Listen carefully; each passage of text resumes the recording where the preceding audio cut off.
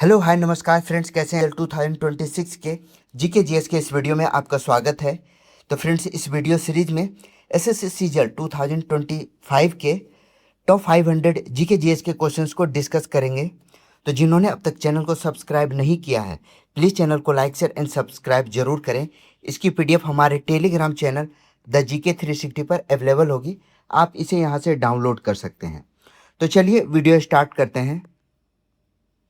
आज का पहला सवाल है, which of the following feature distinguishes the Elephanta caves from other rock cut sites of yearly India? निम्नलिखित में कौन सी विशेषता एलिफेंटा गुफाओं को प्रारंभिक भारत के अन्य चट्टान कट स्थलों से अलग करती है? ऑप्शन है, यह मुख्यतः बड़े स्तूपों वाली बौद्ध गुफाएं हैं।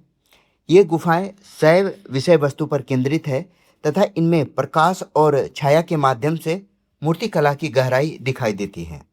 थर्ड ऑप्शन है, इनमें स्तंभ कक्षों में जैन और वैष्णव चित्रों का मिश्रण है। ये गुफाएं मौर्य काल की पूर्णतः अखंड संरचनाएं हैं। तो आपको पता होगा एलिफेंटा की गुफाएं, इसकी सबसे बड़ी विशेषता है कि यह चट्टान कट करके बनाया गया है, यानी यह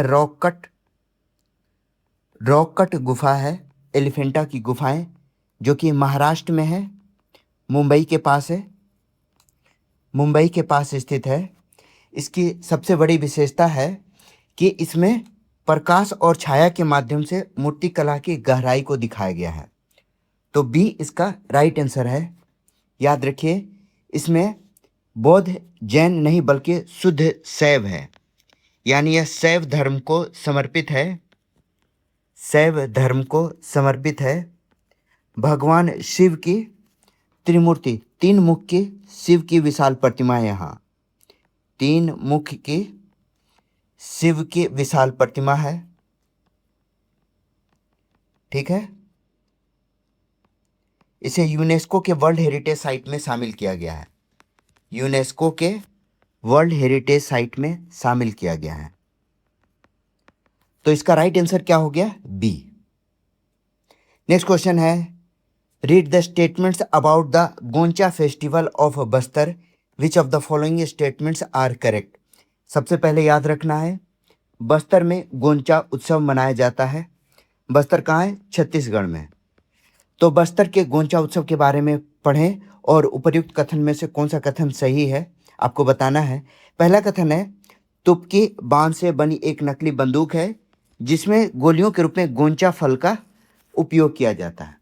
बिल्कुल सही है, बांस की नकली बंदूक होती है जिसे तुपकी कहा गया है। किसकी है? बांस की बंदूक होती है और गोंचा फल का उपयोग गोली के रूप में किया जाता है। तो पहला कथन सही है।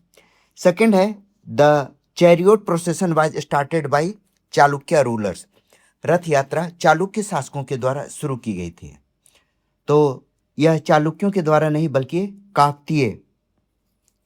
काकतीय राजाओं के द्वारा शुरू की गई थी। ठीक है, तो सेकंड स्टेटमेंट गलत है। थर्ड है, Rath Yatra begin on Ashadh Shukla Dashami and end on Dwitiya. Rath Yatra आषाढ़ शुक्ल दशमी को शुरू होती है और द्वितीया पर समाप्त हो जाती है। तो तीसरा कथन भी सही है। तो राइट आंसर है, इसका राइट आंसर है 1 और 3, यानी सी इसका राइट आंसर है। नेक्स्ट सवाल देखते हैं, fill in the blanks in Carnatic music a laghu with 5 beats is known as. Karnataka संगीत में 5 ताल वाले लघु को डैश जाति के नाम से जाना जाता है। 5 ताल वाले लघु को डैश जाति के रूप में जाना जाता है। कर्नाटक संगीत को इंग्लिश में कार्नेटिक म्यूजिक कहा जाता है। तो कार्नेटिक म्यूजिक में तीसरा जो है वह 3 बिट्स को कहते हैं।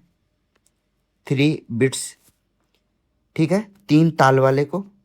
चतुरास्र यह 4 बिट्स होता है। चतुरास्र में 4 बिट्स पाए जाते हैं। खंडा में 5 बिट्स होता है और मिश्रा में 7 बिट्स होता है। क्लियर है? सवाल में 5 ताल वाले बोले हैं, 5 ताल वाले के बारे में पूछा गया है, तो खंडा इसका राइट आंसर होगा, यानी C is the correct answer. Next question है, which of the following statements about judo is correct. कई बार रिपीट होने वाला यह सवाल है, अलग अलग शिफ्ट में यह रिपीट हो चुका है। जूडो के बारे में निम्नलिखित में से कौन सा कथन सही है। पहला कथन है जूडो की शुरुआत 1882 में जापान में जिगोरो कानो के द्वारा शुरू की गई थी। बिल्कुल सही है, इसकी शुरुआत जापान में हुई थी और जिगोरो कानो ने इसे शुरू किया था। तो पहला कथन सही है, पहला ही ऑप्शन सही है। तो A is the right answer. Judo को 1964 में ओलंपिक में शामिल किया गया था। ओलंपिक में शामिल किया गया, टोक्यो ओलंपिक में। तो खेल के रूप में ओलंपिक में 1964 में जूडो को शामिल किया गया। तो ए इसका राइट आंसर है।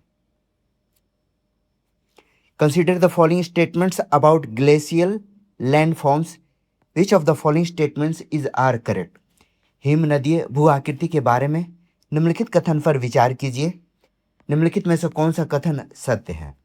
पहला कथन है लटकती घाटियां प्रायः ऊंचे स्थानों पर मुख्य हिमनदीय घाटों में खुलती हुई पाई जाती हैं।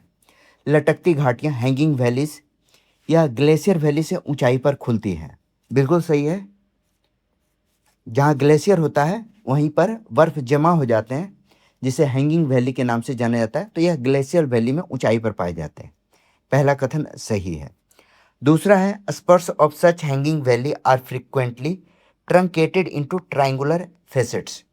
ऐसी लटकती घाटियों के स्पर प्राय त्रिकोणीय फलकों में विभाजित हो जाते हैं। तो हैंगिंग वैलीज के जो स्पर्स होते हैं त्रिकोणीय फैकेट्स में, कट में पाए जाते हैं, त्रिकोणीय फलक में पाए जाते हैं।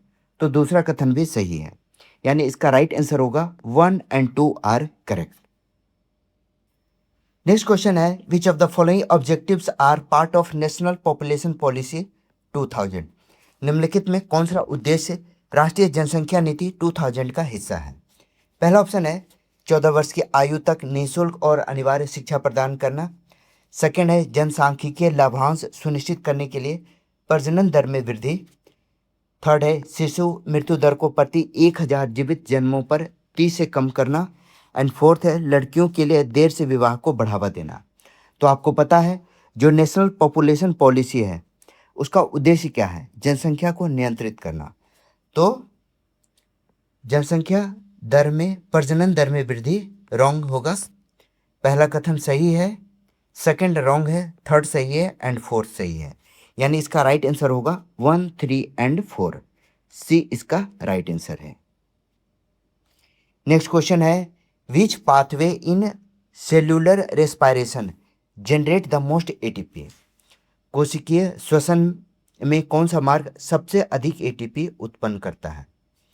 ठीक है, सबसे अधिक ऊर्जा किस प्रक्रिया में होती है। पहला है ग्लाइकोलाइसिस। ग्लाइकोलाइसिस में 2 एटीपी ऊर्जा उत्पन्न होती है। क्रेब्स चक्र में 2 एटीपी, एटीपी का फुल फॉर्म होता है एडेनिन ट्राइफॉस्फेट। ठीक है, और इलेक्ट्रॉन ट्रांसपोर्ट चेन में इसमें टोटल 34 एटीपी उत्पन्न होता है। तो इसका राइट आंसर क्या होगा। इसका राइट आंसर है ईटीसी, इलेक्ट्रॉन ट्रांसपोर्ट चेन। ठीक है, इसमें सर्वाधिक एटीपी निर्माण होता है। तो सी इसका राइट आंसर है। Which of the following most accurately describe the legal character of the right to property under Article 300A of the Indian Constitution? निम्नलिखित में कौन सा कथन भारतीय संविधान के अनुच्छेद 301 के तहत संपत्ति के अधिकार के कानूनी चरित्र का सबसे सटीक वर्णन करता है। तो ऑप्शन है यह एक मौलिक अधिकार है जो सभी संपत्ति अधिग्रहण के लिए मुआवजे की गारंटी देता है। सेकंड है यह राज्य को किसी भी कानून के द्वारा, यहाँ तक कि बिना किसी उचित प्रक्रिया के भी, किसी व्यक्ति को उसकी संपत्ति से वंचित करने की अनुमति देता है। थर्ड है संवैधानिक कानूनी अधिकार है। यह एक संवैधानिक कानूनी अधिकार है जो केवल कानून के प्राधिकार के द्वारा ही वंचित करने की अनुमति देता है। तो सी इसका राइट आंसर है। फ्रेंड्स, आप लोगों ने पढ़ा होगा कि 44वें संविधान संशोधन जो कि 1978 में हुआ था, इसके बाद से संपत्ति के अधिकार को फंडामेंटल राइट से हटाया गया। किसे? फंडामेंटल राइट से हटाया गया और इसे हटाकर आर्टिकल 300A के अंतर्गत 300A के अंतर्गत अब वैधानिक अधिकार के रूप में इसे शामिल किया गया। ठीक है, तो अब यह फंडामेंटल राइट नहीं है, यानी इसे केवल कानून के प्राधिकार के द्वारा ही वंचित करने की अनुमति देता है, यानी सी इसका राइट आंसर है। अगला सवाल है, for a rigid body the angular velocity of any particle about A given axis of rotation is. किसी दृढ़ पिंड के लिए किसी दिए गए घूर्णन अक्ष के परितः किसी कण का कोणीय वेग क्या है? ठीक है, पहला है अक्ष से इसकी दूरी के समानुपाती, सभी के लिए समान, अक्ष से इसकी दूरी के व्युत्क्रमानुपाती क्रमानुपाती या हमेशा शून्य। तो किसी भी पिंड के लिए, सॉलिड पिंड के लिए घूर्णन अक्ष जो होता है सभी कणों के लिए समान होता है, यानी बी इसका राइट आंसर है। इसकी एंगुलर वेलोसिटी भी सभी पार्टिकल के लिए सेम होती है। एंगुलर वेलोसिटी सभी पार्टिकल के लिए सेम होता है, सभी के लिए समान होता है। ठीक है, और इसके लीनियर वेलोसिटी जो है वह दूरी के अनुसार बदलती है, दूरी पर बदलती है। तो बी इसका राइट आंसर है। द भारतीय साक्ष्य अधिनियम BSA places emphasis on the use of technology to ensure the authenticity of evidence. This is particularly relevant for। भारतीय साक्ष्य अधिनियम BSA साक्ष्य की प्रामाणिकता सुनिश्चित करने के लिए प्रौद्योगिकी के उपयोग पर जोर देता है। यह विशेष रूप से निम्नलिखित में से किसके लिए प्रासंगिक है? तो मैं शॉर्ट में बता दे रहा हूँ। जो भारतीय साक्ष्य अधिनियम है वह डिजिटल एंड इलेक्ट्रॉनिक एविडेंस को प्रमोट करता है, यानी उसे वैलिड मानता है। तो सी इसका राइट आंसर है। डिजिटल एंड इलेक्ट्रॉनिक एविडेंस, पहले क्या होता था, डिजिटल एविडेंस को मान्यता नहीं मिला था, लेकिन अब WhatsApp chat, emails, CCTV footage, इन सभी को अब डिजिटल और इलेक्ट्रॉनिक साक्ष्य के रूप में मान्यता दी गई है। भारतीय साक्ष्य अधिनियम जो है, जिसे हम लोग BSA कहते हैं, इससे पहले जो पुराना लॉ था उसे कहा जाता था Indian evidence act. Indian evidence act, इसी के स्थान पर अब लाया गया BSA, यानी भारतीय साक्ष्य अधिनियम। तो सी इसका राइट आंसर है। Read the below statements mark as assertion and reason. कथन कारण के प्रश्न है। पहला कथन है, एक राष्ट्र एक राशन कार्ड खाद्यान्न की पोर्टेबिलिटी को सुनिश्चित करता है। दूसरा इसका रीजन है, यह आधार सक्षम बायोमेट्रिक प्रमाणीकरण का उपयोग करता है। बिल्कुल सही है। One nation one ration card, इससे क्या हुआ, कोई भी व्यक्ति कहीं से भी राशन ले सकता है। वह आधार बायोमेट्रिक आधार के थ्रू किसी भी राज्य से वह राशन प्राप्त कर सकता है। तो दोनों कथन सही है। इसका राइट आंसर होगा A. Both A and R true and R is the correct explanation of A. अगला सवाल है, Cheraw the bamboo dance perform using crossed bamboo sticks is a folk dance of which state. Cheraw, जिसके बारे में हम लोगों ने पढ़ा है, यह बांस की छड़ियों का उपयोग करके किया जाता है। यह बांस नृत्य है जो कि मिजोरम से संबंधित है। याद रखिएगा, आपने देखा होगा मिजोरम के बांस नृत्य को, कई वीडियोस में देखा होगा। तो ए इसका राइट आंसर है मिजोरम। विच of the following correctly describe cooperative sector industry. कौन सा सहकारी क्षेत्र के उद्योगों का सही वर्णन करता है? पहला है, केंद्रीय सरकारी एजेंसियों के स्वामित्व और संचालन में। सेकंड है, केवल निर्यात प्रयोजन के लिए संचालित। थर्ड है, लाभ और हानि के लिए साझा करने के लिए श्रमिकों या आपूर्तियों के स्वामित्व में। ओन्ड बाय द वर्कर्स और supplier, sharing profit and losses. तो सी इसका राइट आंसर है। जो सहकारी क्षेत्र के उद्योग हैं उसका पर्पस क्या होता है, एक समूह के द्वारा उसे गवर्न किया जाता है यानी उसे चलाया जाता है और लाभ और हानि को श्रमिकों से लेकर आपूर्तिकर्ताओं तक सभी को साझा किया जाता है, यानी सभी को दिया जाता है। तो मुख्य रूप से भारत में 3 प्रकार के इस तरह के सेक्टर हैं। पहला होता है पब्लिक सेक्टर। पब्लिक सेक्टर जिसमें सरकारी स्वामित्व होता है, सरकार इसका नियंत्रण करती है। दूसरा होता है प्राइवेट सेक्टर। प्राइवेट सेक्टर किसी भी निजी पर्सन या संस्था का होता है, जैसे निजी कंपनी है। और तीसरा है cooperative sector. Cooperative sector, cooperative sector में क्या होता है, एक समूह या ग्रुप के द्वारा इसे चलाया जाता है।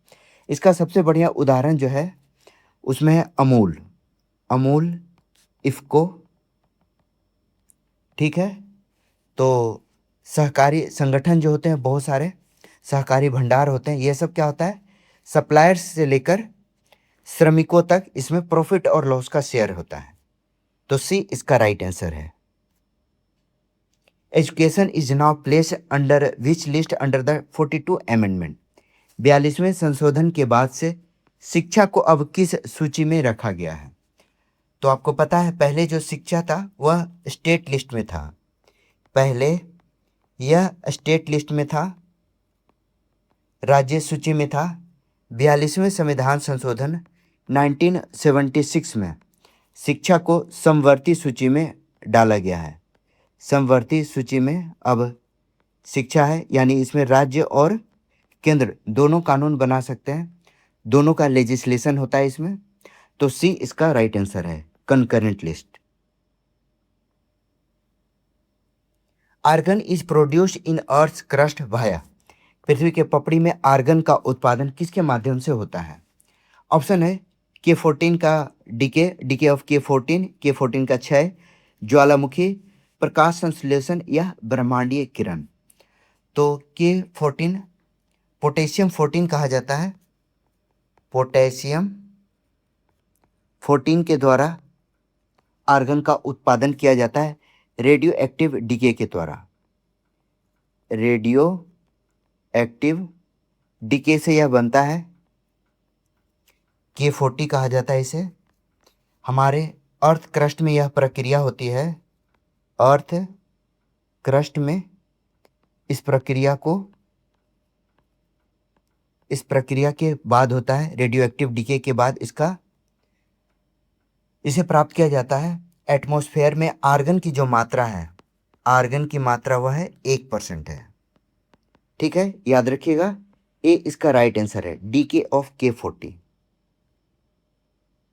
Which of the following is true about fundamental rights and DPSP? Fundamental rights and DPSP, मौलिक अधिकार और नीति निर्देशक तत्व के बारे में कौन सा कथन सही है? पहला है दोनों ही न्यायालय के द्वारा न्यायोचित और परिवर्तनीय है, बिल्कुल नहीं। सेकंड है संघर्ष की स्थिति में DPSP मौलिक अधिकारों को दरकिनार कर देते हैं। थर्ड है मौलिक अधिकार न्यायोचित है लेकिन DPSP नहीं, बिल्कुल सही है।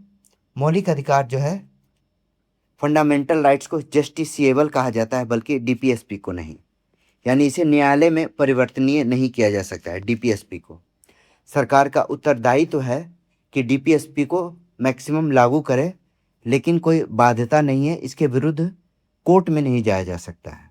तो सी इसका राइट आंसर है। कथन और कारण के प्रश्न है। पहला कथन है हुमायूं का मकबरा।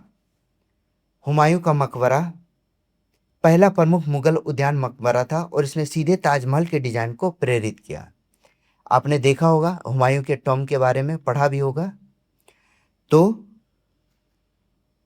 हुमायूं का जो मकबरा है यह पहला मुगल गार्डन टॉम्ब है, उद्यान मकबरा है। और यह जो ताजमहल हम लोग देखते हैं, ताजमहल इसी से प्रेरित होकर बनाया गया है। तो पहला कथन सही है। सेकंड है इसने चारबाग उद्यान लेआउट और दोहरे गुंबद वाले मकबरे की शैली पेश की, जो मुगल वास्तुकला की विशेषता बन गई।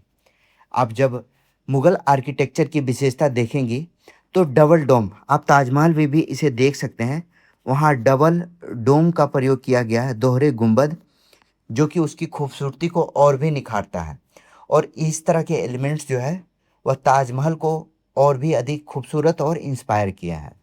तो इसका राइट आंसर होगा सेकंड रीजन भी इसका सही है, यानी ए इसका राइट आंसर है। Both A and R true and R is the correct explanation of A. Next question है, which ancient ruler administration is noted for its highly centralised structure. किस प्राचीन शासक का प्रशासन अत्यधिक केंद्रीकृत संरचना के लिए जाना जाता है? आपने सुना होगा सर्वाधिक केंद्रीकृत जो था वह मौर्य प्रशासन था। मौर्यकालीन जो प्रशासन है वह सर्वाधिक केंद्रीकृत था। कौटिल्य के अर्थशास्त्र पर आधारित था। ठीक है, तो मौर्य शासक चंद्रगुप्त मौर्य इसका राइट आंसर होगा। चंद्रगुप्त मौर्य ने कौटिल्य के अर्थशास्त्र के आधार पर अपने शासन को निष्पादित किया था। पूरा मौर्यकालीन प्रशासन जो था वह कौटिल्य के अर्थशास्त्र पर ही निर्भर था। तो राइट आंसर हो गया C, Chandragupta Maurya. Which of the following correctly reflect the evolution of Indian classical music. निम्नलिखित में कौन सा कथन भारतीय शास्त्रीय संगीत के विकास को सही ढंग से प्रदर्शित करता है, दर्शाता है? पहला कथन है, जाति इवॉल्व्स फ्रॉम राग एज पर एंशियंट टेक्स्ट। प्राचीन ग्रंथों के अनुसार जातियां रागों से विकसित हुई। तो जो प्राचीन भारतीय संगीत है उसका क्रमिक विकास देखते हैं। तो शुरुआत हुई ग्राम से, ग्राम, उसके बाद मूर्छना, उसके बाद जाति, उसके बाद राग। ठीक है, तो यहाँ उल्टा दिया गया है, जातियां रागों से विकसित हुई है, यहाँ उल्टा है, तो पहला कथन गलत है। राग जो है वह जाति से विकसित हुई। ठीक है, दूसरा है 72 mela system was given by Bharata in 13th century. जो 72 इसे मेला कर्ता प्रणाली कहा जाता है। 72 मेला कर्ता प्रणाली यह जो है वह 17वीं शताब्दी में भरत मुनि के द्वारा विकसित हुआ था। यहाँ 13वीं शताब्दी है, तो दूसरा ऑप्शन भी गलत है।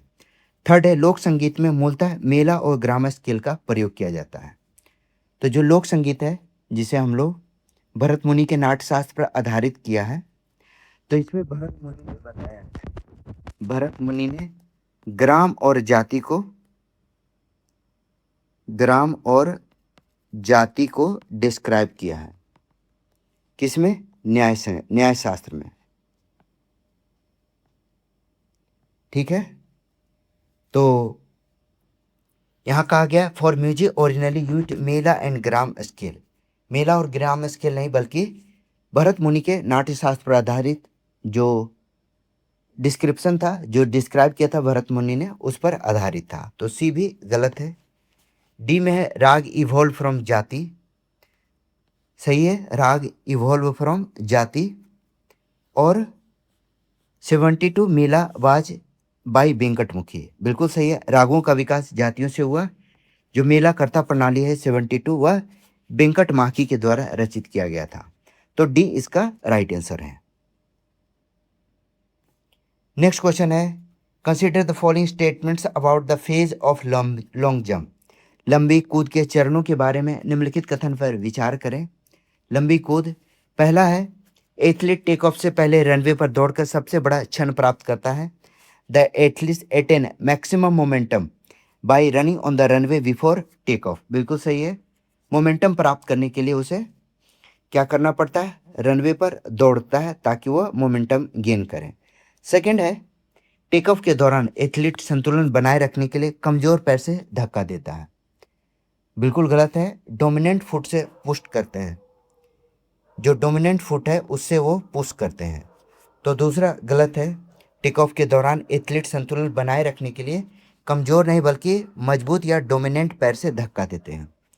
तो राइट आंसर होगा ओनली वन इज करेक्ट, ए इसका राइट आंसर है।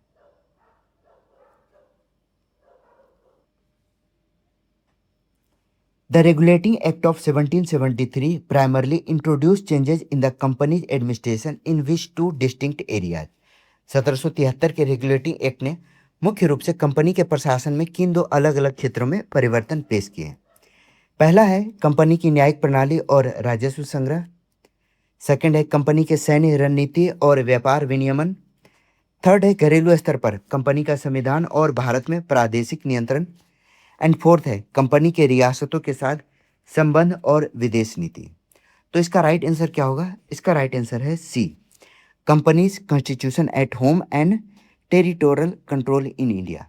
1773 के रेगुलेटिंग एक्ट के बाद जो इंडिया में है वह बंगाल इंपॉर्टेंट हो गया। जो प्रेसिडेंसी थी मद्रास, बॉम्बे और मद्रास, इसका नियंत्रण अब बंगाल से किया जाने लगा। तो बंगाल इंपॉर्टेंट हो गया। ब्रिटिश पार्लियामेंट अब ईस्ट इंडिया कंपनी पर कंट्रोल करने लगी। ब्रिटिश पार्लियामेंट का अब कंट्रोल हो गया, कंट्रोल करने लगी किसे? ईस्ट इंडिया कंपनी को, ठीक है। और वारेन हेस्टिंग्स को भारत का, बंगाल का ब्रिटिश गवर्नर जनरल बनाया गया। बंगाल का पहला governor general, Bengal first governor general किसे बनाया गया? तो ये थे वारेन हेस्टिंग्स। तो राइट आंसर क्या हो गया? इसका राइट आंसर है सी। नेक्स्ट क्वेश्चन है consider the following statements regarding India water sharing treaties with its neighbour, which of the statements above is are correct. Bharat की अपनी पड़ोसियों के साथ जल बंटवारा संधि के संबंध में निम्नलिखित कथन पर विचार कीजिए। कौन सा कथन सही है? पहला कथन है 1996 में नेपाल के साथ हस्ताक्षरित महाकाली संधि में महाकाली नदी और पंचेश्वर परियोजना के एकीकृत विकास के प्रावधान शामिल है। तो वाटर ट्रीटी हुआ था, महाकाली ट्रीटी, याद रखिएगा। महाकाली संधि 1996 में हुआ था, जो कि क्वेश्चन में दिया भी है। तो इसमें नेपाल और पंचेश्वर प्रोजेक्ट के लिए प्रावधान शामिल थे। पहला कथन सही है। 1996 में बांग्लादेश के साथ हस्ताक्षरित गंगा जल संधि पूरे वर्ष फरक्का में गंगा जल के बंटवारे की अनुमति देता है। तो जो गंगा जल संधि थी, गंगा वाटर ट्रीटी, यह पूरे वर्ष के लिए नहीं थी, बल्कि यह 1 जनवरी 1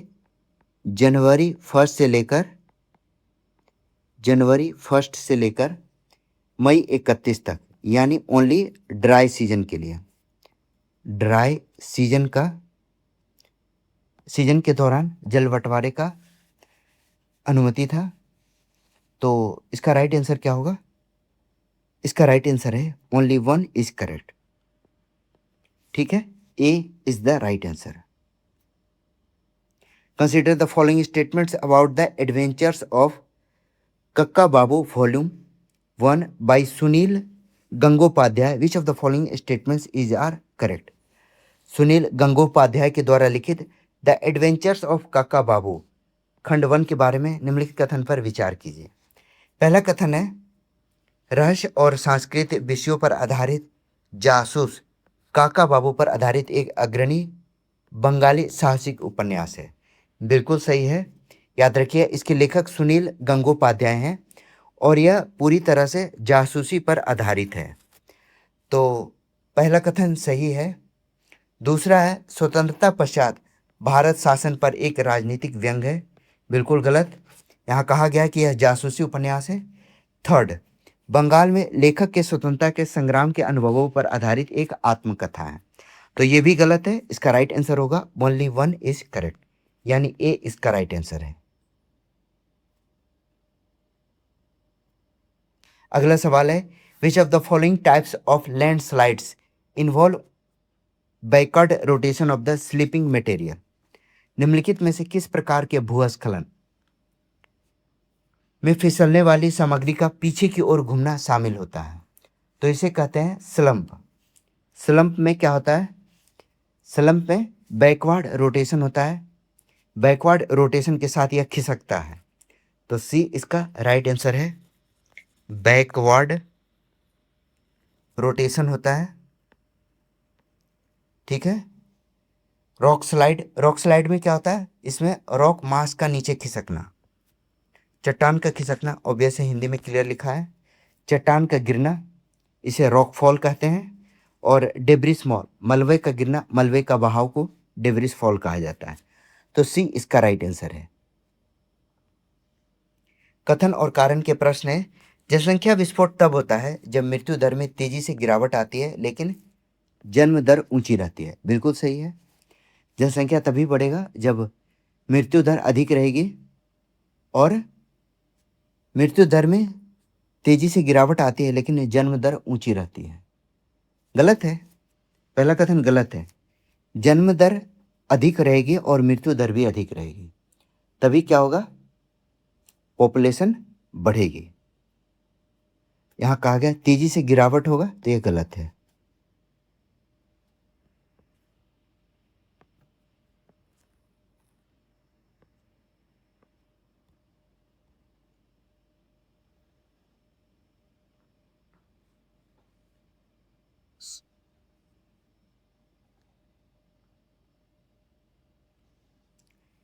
नेक्स्ट क्वेश्चन है, कथन और कारण के प्रश्न है।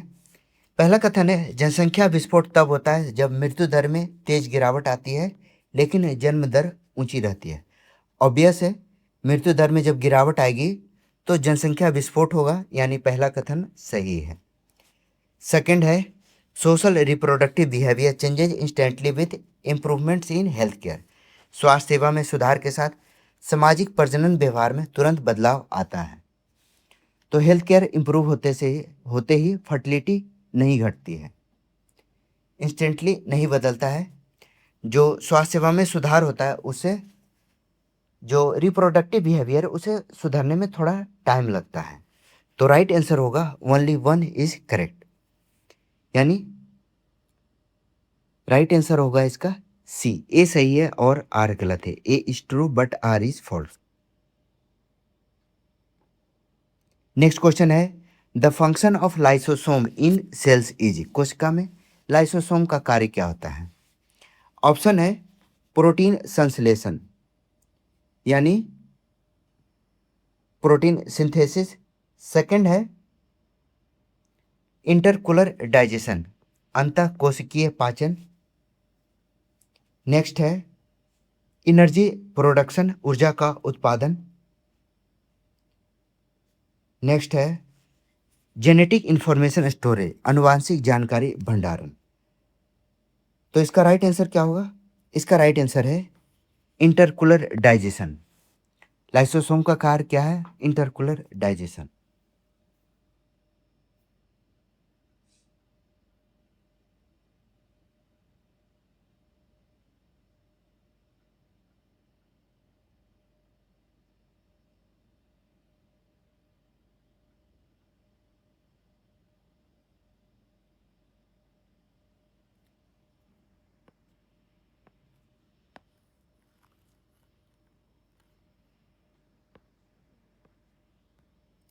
नेक्स्ट क्वेश्चन है, the function of lysosome in cells is.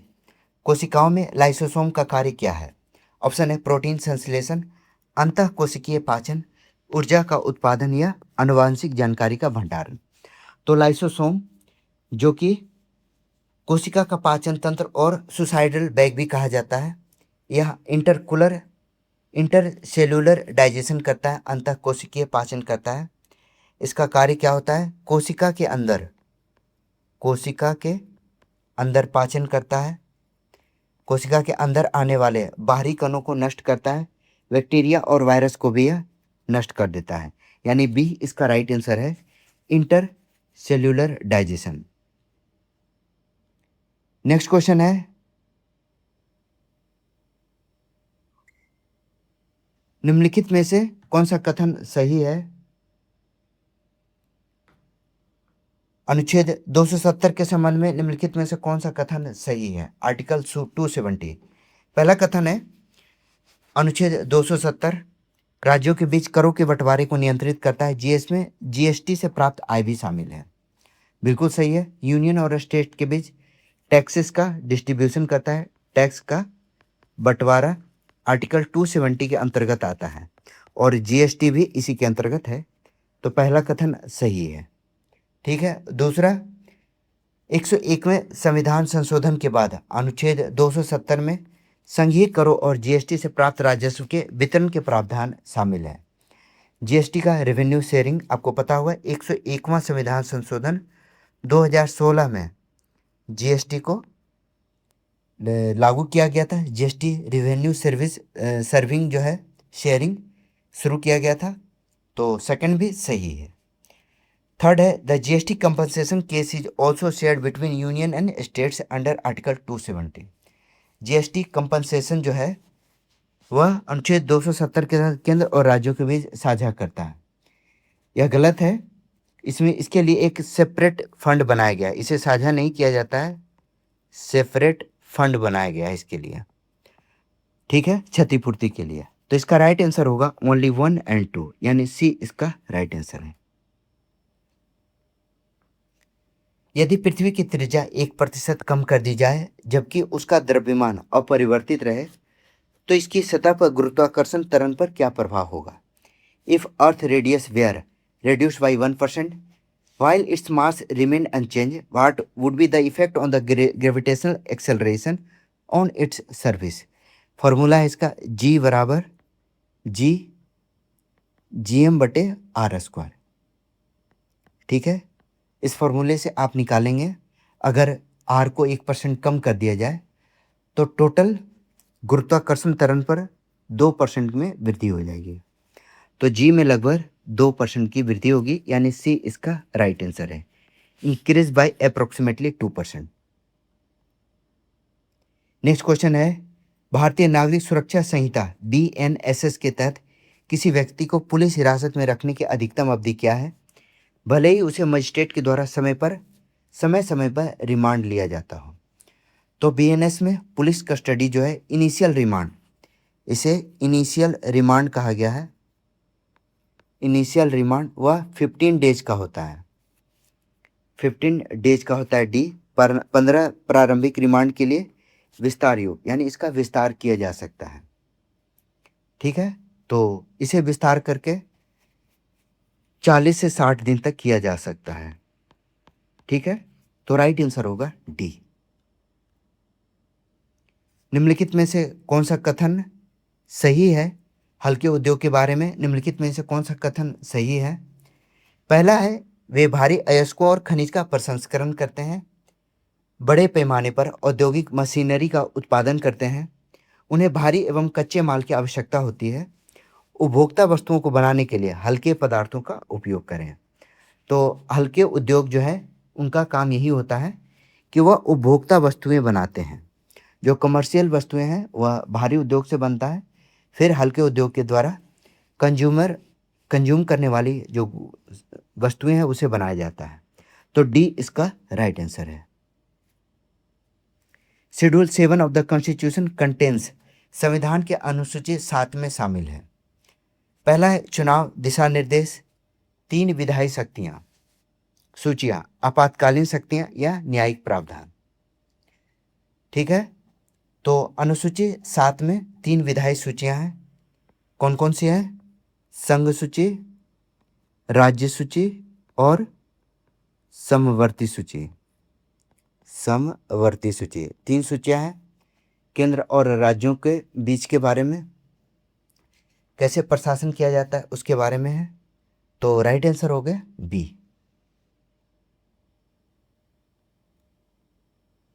What specific physical quantity ensure a satellite maintain its orbit without continuous propulsion? कौन सी विशिष्ट भौतिक मात्रा यह सुनिश्चित करती है कि उपग्रह निरंतर प्रणोदन के बिना अपनी कक्षा बनाए रखे? तो इसे क्या कहते हैं? ऑप्शन है मास द्रव्यमान, ग्रेविटी पुल गुरुत्वाकर्षण खिंचाव, ऑर्बिटल वेलोसिटी कक्षीय वेग। तो सी इसका राइट आंसर है। जो सेंट्रीपेटल फोर्स होता है जिसे कक्षीय वेग कहते हैं, ऑर्बिटल वेलोसिटी में क्या होता है? सेंट्रीपिटल फोर्स होता है, सेंट्रीपिटल फोर्स होता है जो कि ग्रेविटेशनल फोर्स में बदलता है और यह ऑर्बिट को मेंटेन रखता है, ऑर्बिट जो है मेंटेन रखता है। तो राइट आंसर हो गया सी। अगला सवाल है arrange the following classical dance in chronological order of earliest historical reference. निम्नलिखित शास्त्रीय नृत्यों का आरंभिक ऐतिहासिक संदर्भ पुराने से नवीनतम के कालक्रम के रूप में व्यवस्थित करना है। ठीक है, पहला है भारतनाट्यम। भारतनाट्यम की शुरुआत कब हुई थी? तो भारतनाट्यम सबसे पुरानी है, यह न्यायशास्त्र, भरत मुनि के न्यायशास्त्र पर आधारित है।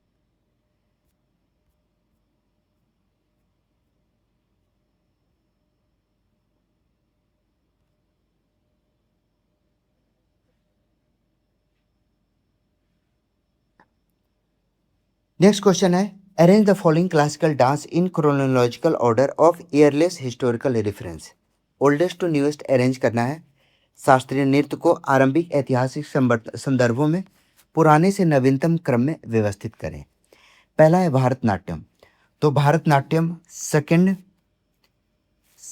सेंचुरी बीसी 2 बीसी का है। यह भरत मुनि के नाट्य शास्त्र पर आधारित है। भरत मुनि के नाट्य शास्त्र पर आधारित नृत्य है और इसका टाइम पीरियड क्या है? 2 ईसा पूर्व। ठीक है, दूसरा है मोहिनी अट्टम। मोहिनी अट्टम भक्ति काल का है। भक्ति काल का टाइम पीरियड क्या है? तो यह 8वीं से 9वीं शताब्दी का है, 8 से 9th सेंचुरी का है। ठीक है, कथक यह वैष्णव धर्म से संबंधित है, वैष्णविज्म है, इसका जो विषय है वह वैष्णव है और यह 15 से लेकर 17वीं शताब्दी का है। और लास्ट है मणिपुरी। मणिपुरी जो है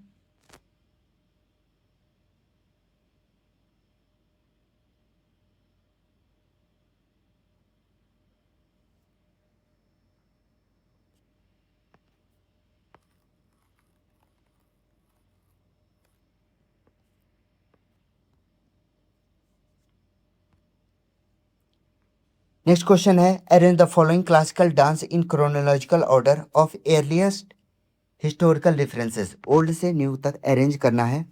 निम्नलिखित शास्त्रीय नृत्यों को आरंभिक ऐतिहासिक संदर्भों सबसे पुराने से नवीनतम के कालक्रम में व्यवस्थित करना है। पहला है भारतनाट्यम। तो भारतनाट्यम जो यह शास्त्रीय नृत्य है वह भरत मुनि के नाट्य शास्त्र पर आधारित है। भरत मुनि के, इसका टाइम पीरियड है 2nd ईसा पूर्व। दूसरी 2nd बीसी में इसका टाइम पीरियड है। सेकंड है मोहिनी अट्टम। मोहिनी अट्टम क्या है? यह 18वीं से 19वीं शताब्दी का है, 18 से 19वीं शताब्दी का, केरल से संबंधित है। थर्ड है कथक जो कि भक्ति काल से संबंधित है। भक्ति काल, इसका टाइम पीरियड है 8वीं से 9वीं शताब्दी, 8 से 9th सेंचुरी का है। और फोर्थ है मणिपुरी यह वैष्णविज्म से संबंधित है, वैष्णव धर्म को समर्पित है और इसका टाइम पीरियड जो है 15 से 17वीं शताब्दी का है, 15 to 17th सेंचुरी का है। तो राइट अरेंजमेंट हो गया 1, 3, 4 and 2, 1, 3, 4 and 2, यानी सी इसका राइट आंसर है। अगला सवाल है, निम्नलिखित में से कौन सा युग्म इसकी छत के आकार से सही सुमेलित है? पहला है लैटिना आयताकार वैगन के आकार का। सवाल में पूछा गया टेम्पल रूफ टाइप्स के बारे में। तो लैटिना जो होता है वह ऊपर की ओर मुड़ा होता है, वैगन के आकार का नहीं होता है। यह क्या होता है? ऊपर की ओर मुड़ा होता है और मुड़ा होता है। इसे कर्वीलीनियर कहा गया है, कर्वीलीनियर। ठीक है, सेकंड है फमसाना, एक बिंदु तक उठने वाली स्लैब, सीधी ढलान है। तो फमसाना क्या होता है? इसमें स्ट्रेट इंक्लाइन होता है, सीधी ढलान होती है। सवाल में पूछा गया कौन सा सुमेलित है? तो फमसाना सुमेलित है, बी इसका राइट आंसर होगा। नेक्स्ट है वल्लभी, लंबी तेजी से अंदर की ओर झुका हुआ। वल्लभी जो है वह गोल होता है, यह गोल होता है, इसकी छत जो होती है वह गोल होती है। ठीक है, तो बी इसका राइट आंसर है। लैटिना सीढ़ीदार छत के साथ कम और चौड़ा होता है, यह भी गलत है, तो बी इसका राइट आंसर है। The Pongtu festival celebrated by the Tutsa tribe of Arunachal Pradesh primarily observed to seek blessing from which deity before millet harvesting। Arunachal Pradesh की तुत्सा जनजाति के द्वारा मनाए जाने वाला पोंगटू महोत्सव। एक क्वेश्चन तो यही बन गया कि तुत्सा जनजाति अरुणाचल प्रदेश, पोंगटू महोत्सव अरुणाचल प्रदेश में तुत्सा जनजाति के द्वारा मनाया जाता है, जिसमें से बाजरे की कटाई से पहले एक देवता की पूजा की जाती है। यह किस देवता की पूजा की जाती है? तो इसे कहा जाता है रंगफ्रा। रंगफ्रा देवता की पूजा की जाती है। ठीक है, बाजरा कटाई से पहले होता है पोंगटू महोत्सव। ठीक है, तो इसका राइट आंसर हो गया सी। अगला सवाल है, रिक्त स्थान को भरना है। हिंदुस्तानी शास्त्रीय संगीत की 3 ताल में खाली डैश मात्रा होती है। In 3 taal of Hindustani classical music the khali is marked on the dash matra. Khali या ताली, इसमें कितने होते हैं? 9 मात्राएं होते हैं। 3 ताल में 9 मात्राएं होती है, तो सी इसका राइट आंसर है।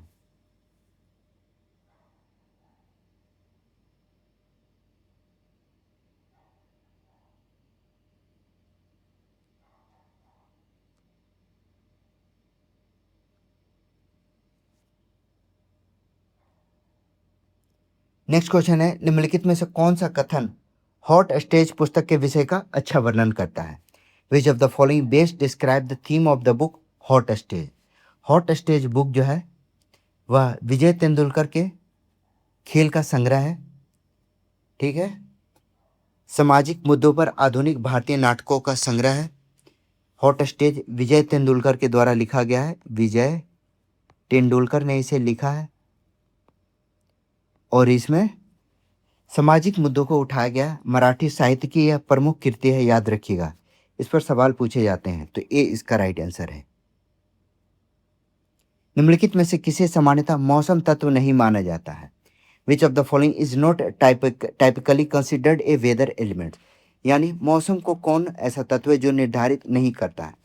पहला है तापमान, आर्द्रता, ह्यूमिडिटी, सॉलिड पीएच या विंड हवा। तो मिट्टी का मौसम से कोई लेना देना नहीं है, खास करके मौसम को प्रभावित करने में टेम्परेचर, ह्यूमिडिटी, विंड प्रेशर और ये सब वेदर एलिमेंट्स कहलाते हैं। तो राइट आंसर हो गया मिट्टी का पीएच, सी इसका राइट आंसर है। कथन और कारण के प्रश्न है, छोटा नागपुर के पठार को मध्य उच्च भूमि का पूर्वी विस्तार माना जाता है। द छोटा Nagpur प्लेटू is considered an eastern extension of the central highlands. पहला कथन सही है, यह सेंट्रल हाईलैंड का पूर्वी विस्तार है। सेकंड है, इसका रीजन है छोटा नागपुर पठार का जल अपवाह मुख्यतः चंबल और बेतवा नदियों के द्वारा होता है। तो सेकंड जो है गलत है। छोटा नागपुर पठार की जो नदियां हैं वह कौन कौन से है? तो होती है दामोदर, स्वर्णरेखा, दामोदर और स्वर्णरेखा। चंबल और बेतवा नहीं होती है। तो राइट आंसर होगा ओनली वन इज करेक्ट, सी। ए सही है, आर गलत है। चंबल और बेतवा जो है यह मध्य प्रदेश में प्रवाहित होती है, एमपी की नदियां हैं। नेक्स्ट क्वेश्चन है, निम्नलिखित में से कौन सा कथन भारत में अधात्विक खनिजों की भूमिका को सर्वोत्तम रूप से दर्शाता है? Which statements best reflect the role of non metallic minerals in India. पहला है, भारत में औद्योगिक उपयोग के लिए पर्याप्त भंडार का अभाव है। इसका अधिकतर उपयोग रत्नों के रूप में किया जाता है, औद्योगिक उपयोग न्यूनतम होता है।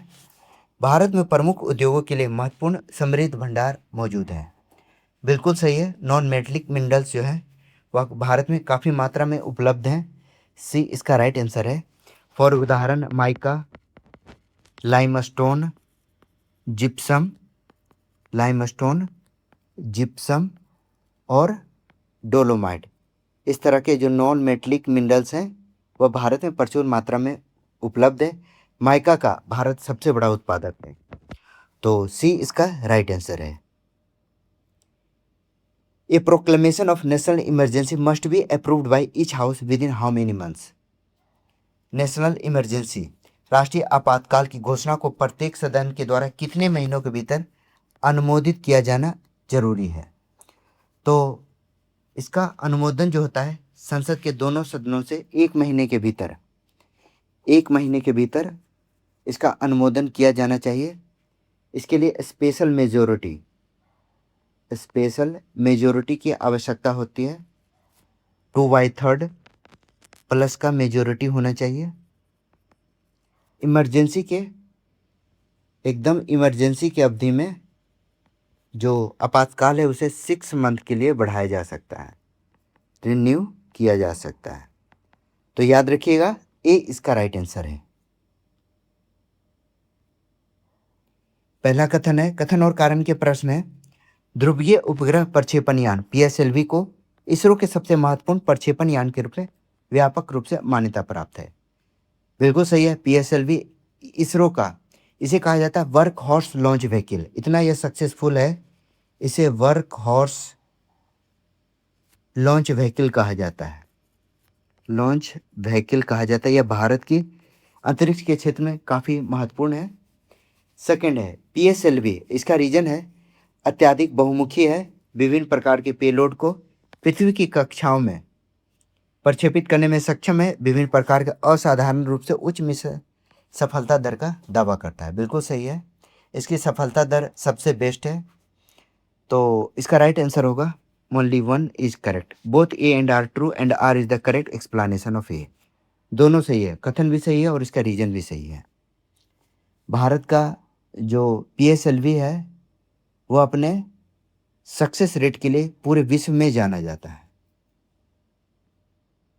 अगला सवाल है, राज्य विधानसभाओं में एंग्लो इंडियन प्रतिनिधित्व के संबंध में कौन सा कथन सही है?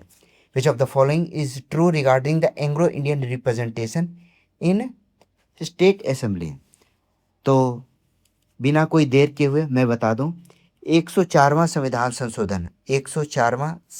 संशोधन कब हुआ था? 2019 में। 2019 में यह संशोधन किया गया कि एंग्लो इंडियंस मेंबर की नामांकन प्रणाली को समाप्त कर दिया जाए, यानी उनका प्रतिनिधित्व को अब समाप्त कर दिया जाए। लोकसभा और स्टेट असेंबली दोनों से इसे अब समाप्त कर दिया गया है। 104वां संविधान संशोधन 2019 में, यानी सी इसका राइट आंसर है। ठीक है, 2019 में इसे समाप्त कर दिया गया, या आज़ादी के समय से ही, यानी 1950 से ही हर एक 10 साल पर इसे एक्सटेंड किया जा रहा था, तो 2019 से यह समाप्त हो गया। सी इसका राइट आंसर है। अगला सवाल है, भारतीय नागरिक सुरक्षा संहिता BNSS ने आपराधिक प्रक्रिया में कौन सा परिवर्तन लाया है? Which of the following changes has Bharatiya Nagarik Suraksha Sanhita BNSS brought to criminal procedure? पहला है, सभी IPC धाराओं को प्रतिस्थापित किया गया, वीडियो रिकॉर्डिंग किए गए इकबालिया बयान, अपराध की धारणा, सभी जमानत अधिकारों को समाप्त करना। तो इसका राइट आंसर हो गया बी, जो अभी नए जमाने के BNSS हैं, जो कि 2023 में लागू हुआ। 2023 में BNSS को लागू किया गया। इससे पहले कौन था? तो इससे पहले CRPC था, तो CRPC को हटाया गया और BNSS को 2023 में लाया गया। ठीक है, अब वीडियो रिकॉर्डिंग के द्वारा इकबालिया बयान लिया जाना पॉसिबल हो गया, यानी बी इसका राइट आंसर है। अगला सवाल है, कालबेलिया नृत्य की गति को दर्शाता है। ऑप्शन है, Kalbelia dance represent the movement of. तो कालबेलिया डांस काफ़ी इंपॉर्टेंट है। ऑप्शन है, ऊंट, सांप, पक्षियों या घोड़ा। तो यह सांप की गतिविधि की नकल की जाती है इसमें। कालबेलिया डांस यह राजस्थान का नृत्य है। राजस्थान में इसे काले कपड़े पहनकर करते हैं, काले कपड़े पहना जाता है इसमें, और इसमें सांप की नकल करते हैं, सांप की गतिविधियों की नकल करते हैं। इसे यूनेस्को ने इसे 2010 में इसे अपने लिस्ट में शामिल किया है। तो राइट आंसर हो गया B, snake. The mangrove shore initiative in 2025 is primary link to which? 2025 में मैंग्रोव सेल जो पहल है मुख्य रूप से किस भारतीय राज्य से जुड़ी है? तो मैंग्रोव सेल जो है वह महाराष्ट्र सरकार की इनिशिएटिव है, याद रखिएगा। मुंबई और कोंकण कोस्ट पर, मुंबई और कोंकण कोस्ट, इसमें मैंग्रोव जो तट हैं उसकी रक्षा के लिए, मैंग्रोव्स की रक्षा के लिए इस इनिशिएटिव को शुरू किया गया है। यह महाराष्ट्र में है, तो सी इसका राइट आंसर है। अगला सवाल है, मिष्टी योजना के बारे में निम्नलिखित कथन पर विचार कीजिए। मैंने इस क्वेश्चन को इसलिए भी शामिल किया है कि इसके फुल फॉर्म पर क्वेश्चन अक्सर पूछे जाते हैं। पहला है, इसका उद्देश्य वैज्ञानिक तरीकों का उपयोग करके मैंग्रोव वृक्षारोपण करना है। तो साइंटिफिक मैंग्रोव प्लांटेशन के लिए लाया गया है, पहला कथन सही है। इसकी घोषणा बजट 2023-24 के अंतर्गत की गई थी, यह भी सही है। 2023-24 में इसे अनाउंस किया गया था। इसमें मैंग्रोव वनों को व्यावसायिक रूप से पट्टे पर देना शामिल है, गलत है। कॉमर्शियल लीजिंग को समाप्त कर दिया है, बल्कि इसकी कंजर्वेशन इसका शुरू किया गया, इसको बचाना शुरू किया गया है। तो मिष्टी का फुल फॉर्म याद रखिएगा, इस पर सवाल पूछा गया है। मिष्टी का फुल फॉर्म क्या है? तो mangrove initiative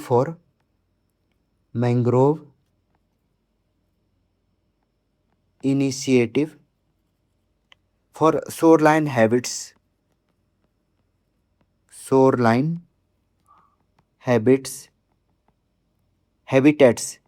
habitats and tangible incomes. तो इसका फुल फॉर्म है, याद रखिएगा। काफ़ी बड़ा है, लेकिन इस पर सवाल काफ़ी पूछा गया है, मिष्टी। तो राइट आंसर होगा ए। 1 और 2 दोनों सही है। मिष्टी ऐसे लिखा, MISHTI इसका फुल फॉर्म है, तो ए इसका राइट आंसर है।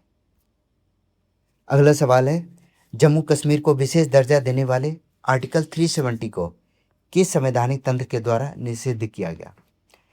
Article 370 which granted special status to Jammu and Kashmir was abrogated by which constitutional mechanism. तो राष्ट्रपति के आदेश के द्वारा आर्टिकल 373 के द्वारा इसे समाप्त किया गया था। कब? 5 अगस्त 2019 को। 5 अगस्त 2019 को जम्मू कश्मीर के अधिकांश प्रोविजन को इसमें समाप्त कर दिया गया।